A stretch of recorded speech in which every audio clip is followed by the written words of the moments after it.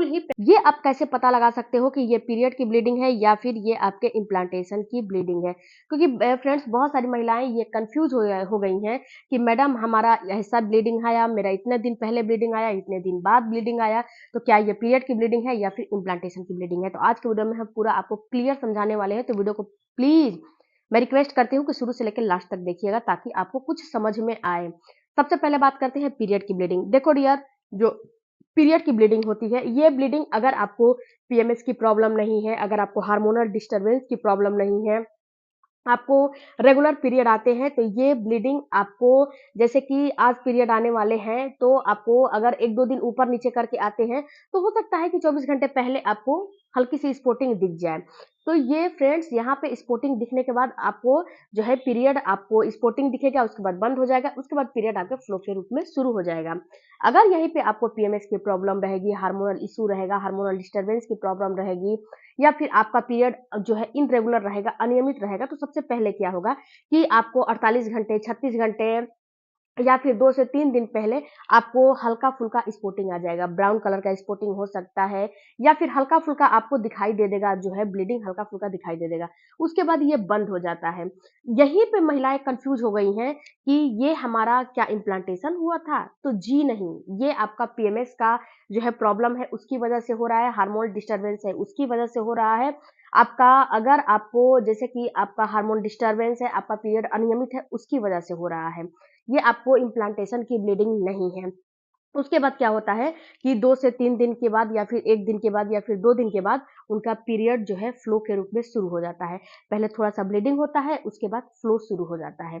तो फ्रेंड्स ये जो पीरियड आते हैं, ये पीरियड फ्लो में जो आते हैं, तो आपको अगर आपके अंदर कोई दिक्कत, कोई समस्या नहीं है, तो हल्का-फुल्का इसमें क्लॉट्स आते हैं। ये क्लॉट्स आपको छोटे वाले अंगूर होते हैं ना, उस दाने के बराबर आते हैं, बहुत माइल्ड आते हैं क्लॉट्स, बहुत ज़्यादा क्लॉट्स नहीं आते हैं, बहुत माइल्ड सा आते हैं। ये क्लॉट्स वही होता है जो कि आपका हर महीने एक अंडा बनता है, हर महीने एंडोमेट्रियम की दीवार तैयार होती है, जो कि बच्चे में कन्वर्ट नहीं होता है अंडा और दीवार में बच्चा नहीं धँसता है, तो वो हर महीने शेड आउट होता है।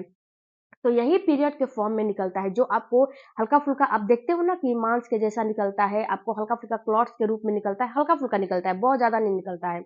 हल्का-फुल्का अंगूर के दाने के बराबर निकलता है, तो ये क्या होता है, ये आपके एंडोमेट्रियम की दीवार होती है। ये जो अंडा होता है, जो अंडा आपका फूटा नहीं है, जो अंडा आपका जो है बच्चे का रूप नहीं लिया है, वो होता है और कुछ टिश्यूज़ होते हैं।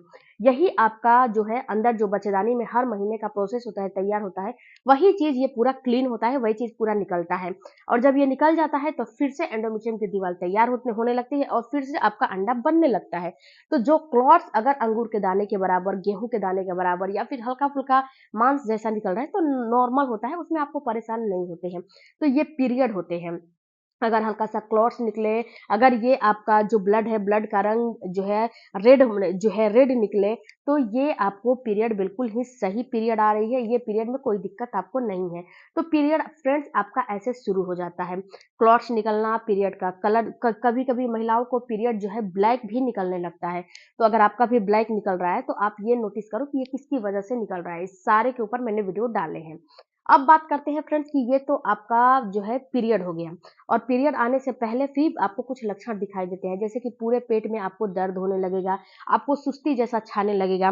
पीरियड आने से 1 से 2 दिन पहले या फिर 1 दिन पहले, 24 घंटे पहले ये चीज़ आपको समझ में आने लगेगी। पैरों में दर्द होने लगेगा, आपको सुस्ती जैसा छाने लगेगा।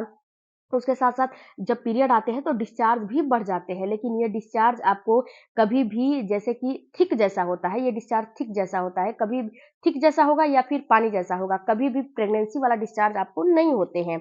इस पे भी मैंने वीडियो डाले हैं, अगर आपको देखना चाहते हो कि प्रेगनेंसी में कैसा डिस्चार्ज आता है, तो आई बटन पे क्लिक करके आप देख सकते हो। तो यहाँ पे फ्रेंड्स ये आपका पीरियड का जो है ब्लीडिंग हुआ। अब बात करते हैं कि जब आपको प्रेगनेंसी यानी कि आपका इम्प्लांटेशन सक्सेसफुल होता है, उस समय कैसा ब्लीडिंग होता है। तो देखो डियर, जब आपका इम्प्लांटेशन सक्सेसफुल होता है, तो जो आपका ओव्यूलेशन का समय है, अगर आपका ओव्यूलेशन 14वां दिन, 16वां दिन हुआ है, तो इसके 7 से 8 दिन बहुत ज़्यादा टाइम लगता है, तो 10 दिन, इससे ज़्यादा टाइम नहीं लगता है। यानी कि 8 दिन के बाद से आपको इम्प्लांटेशन की प्रोसेस शुरू हो जाती है।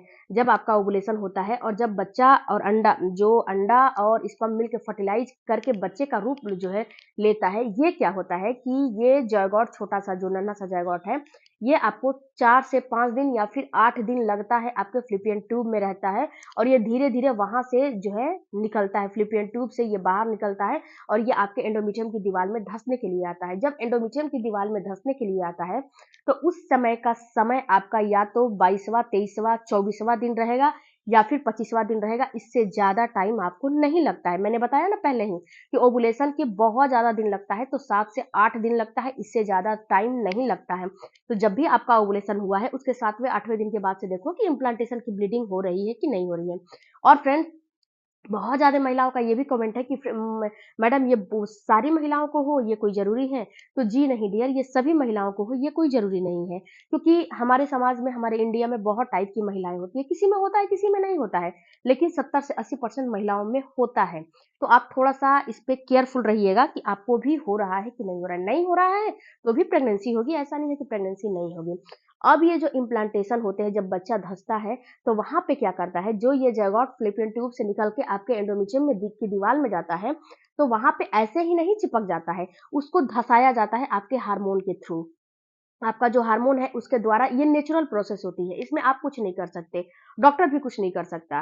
तो ये नेचुरल प्रोसेस होती है। अगर एंडोमेट्रियम की दीवार 8, 9 और 10 एमएम की रहेगी, तो ये अच्छे से वहाँ पे धँस जाता है, इसको मिसकैरेज होने का चांस नहीं रहता है, अगर अंडे की भी क्वालिटी सही रहती है तो। तो यहाँ पे जब धँसता है तो उसके टिश्यूज़ को कुरेदता है। ये फ्रेंड्स, जब टिश्यूज़ को कुरेदता है तो हल्का-सा आपको स्पॉटिंग होता है। ये स्पॉटिंग ब्राउन हो सकता है, ये स्पॉटिंग जो है हल्का-हल्का आपको पिंकिश हो सकता है, रेड बिल्कुल भी नहीं होता है। और ये स्पॉटिंग आपको, जैसे कि आपका डेली का जो डिस्चार्ज आ रहा है, डिस्चार्ज में हल्का-फुल्का आपको ब्लड की धारियाँ दिखाई दे सकती है।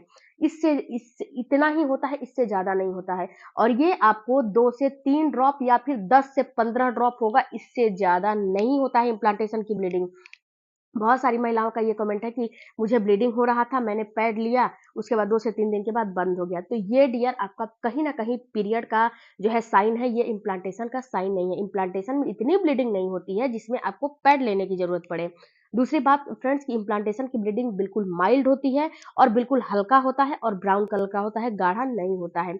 तीसरी बात फ्रेंड्स, कि जो इम्प्लांटेशन की ब्लीडिंग होती है, उसके साथ-साथ आपको फ़ीवर जैसा फ़ील होता है, ऐसा फ़ील होता है कि आपकी बॉडी बिल्कुल हीट हो गई है, गर्म हो गई है, क्योंकि ये बेसल बॉडी टेम्परेचर हल्का-सा बढ़ जाता है, आधा से 1 डिग्री। दूसरा, कि आपके पेट के जो है, जो नाभि है, उसके नीचे हल्का-फुल्का क्रैम्पिंग जैसा, खिंचाव जैसा, मांसपेशियाँ ऐसा फ़ील होगा कि मांसपेशी आपकी खींच रही है, वैसा फ़ील होता है। इससे ज़्यादा आपको फीलिंग नहीं आती है। अगर कभी भी इससे ज़्यादा फीलिंग आती है, तो इसका मतलब है कि वो इम्प्लांटेशन की ब्लीडिंग नहीं है, वो आपको किसी और की वजह से हो रहा है, जो कि आपको उसको समझना पड़ेगा। अगर हर महीने ऐसा हो रहा है, तो कहीं न कहीं पीएमएस की प्रॉब्लम हो रही है, कहीं न कहीं अन्य दिक्कतें आपको जो है परेशान कर रही हैं, तो इस चीज़ को आपको समझना पड़ेगा। इसके साथ-साथ फ्रेंड्स, आपको जब इम्प्लांटेशन की ब्लीडिंग होती है, उस समय प्रेगनेंसी के लक्षण भी अपीयर होने लगते हैं, दिखाई देने लगते हैं।